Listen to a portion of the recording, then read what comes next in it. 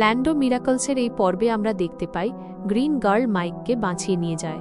পাশাপাশি সুফিয়ানও দেবকে বাঁচিয়ে নিয়ে গিয়েছিল। সে দেবকে বলে, আমি তোমাকে স্টোন অফ লাইফের কিছু সত্যতা জানাতে চাই, কারণ একে পাওয়া অতটা সহজ নয়। এটি আমাদের ক্ল্যানের একটি সম্পদ, অ্যাসেট, যা এই দুনিয়ার প্রতিটি ক্ল্যানের মানুষ পেতে চায়। অন্যদিকে গ্রিন গার্ল মাইককে বলে, আমাদের এখানে স্টোন এবং ব্ল্যাকের কোনো ব্যবহার নেই, কিন্তু আমাদের গ্রিন হ্যাভিসের জন্য তা অত্যন্ত জরুরি। অন্যদিকে সুফিয়ান বলে যে ওই জিনিসটি তাদের প্রয়োজন।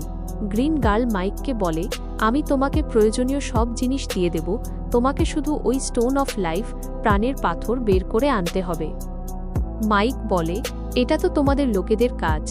গ্রিন গার্ল তাকে জানায়, না, এমনটা নয়। স্টোন অফ লাইফের ওপর এমন একটি চিহ্ন, মার্ক আছে, যা আমাদের মতো লোকেরা মুছে ফেলতে পারে না। কিন্তু তোমরা বাইরের লোক, তাই তোমরা এটা করতে পারবে। যদি তোমরা ওই পাথরের ওপর থেকে চিহ্ন সরাতে সাহায্য করো, তবে আমিও তোমাদের পুরোপুরি সাহায্য করব। এরপর গ্রিন গার্ল মাইককে বলে, চলো, আমি তোমার কাজ আরও সহজ করে দিই, তোমাকে বেশি খাটতে হবে না। তোমাকে শুধু একটি পাথর এনে লু ইউয়ানকে দিয়ে দিতে হবে।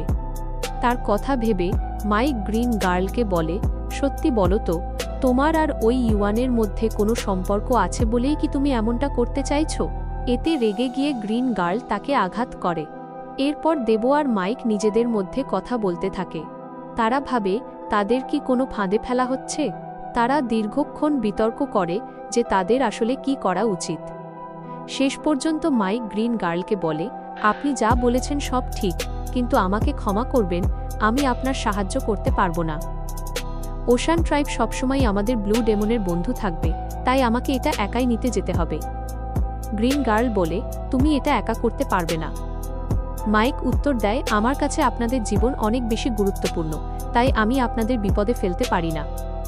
এরপর সে দেবের কাছে গিয়ে সাহায্য করতে অস্বীকার করে এবং জানায় যে সে নিজের তৈরি নিয়ম কখনো ভাঙতে পারবে না। তারা দুজনে যখন একসাথে হয়, তখন সেখানে ফোর্থ এল্ডার আসেন। তিনি বলেন, অভিনন্দন, তোমরা সব পরীক্ষায় উত্তীর্ণ হয়েছ। দেব অবাক হয়ে বলে, তার মানে আপনারা আমাদের একের পর এক পরীক্ষা নিচ্ছিলেন? এল্ডার বলেন, হ্যাঁ, আমরা তোমাদের চরিত্রের পরীক্ষা নিচ্ছিলাম এবং এখন বুঝতে পেরেছি তোমরা পুরোপুরি যোগ্য।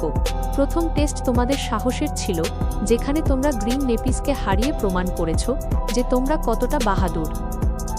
মাইক দেবকে বলে, এদের পরীক্ষাগুলো বড়ই অদ্ভুত। দেব বলে, এগুলো তোমার চেয়ে তো ভালোই। এরপর দেব এল্ডারকে বলে, যেহেতু আমরা সব পরীক্ষায় পাশ করেছি, এখন আমাদের আসল কাজটি বলুন। তখন এল্ডার তাদের একটি এনার্জি ফরমেশনের মাধ্যমে একটি জায়গায় নিয়ে যান।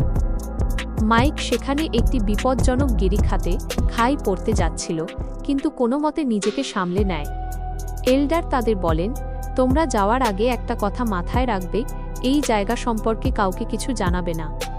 এটা আমাদের ট্রাইবের বেঁচে থাকার লড়াইয়ের সবচেয়ে গোপন বিষয়। তারা দুজনেই তাদের ডোমেনের কসম খেয়ে বলে যে তারা কাউকে কিছু জানাবে না। এল্ডার বলেন, আমার বিশ্বাস তোমরা আমাদের ধোঁকা দেবে না। এই গ্রিন সি রচের সুন্দর আমাদের গ্রহে আর কিছু নেই, কিন্তু যা দেখা যায় তা সবসময় সত্যি হয় না। আসল সত্য এই ব্রিটেন আইল্যান্ডের নিচে লুকিয়ে আছে। তিনি আরও বলেন, নিচে অত্যন্ত বিপজ্জনক সোয়ালোয়িং অ্যান্টস থাকে, যাদের শরীর থেকে নির্গত এনার্জি যে কাউকে মেরে ফেলতে পারে।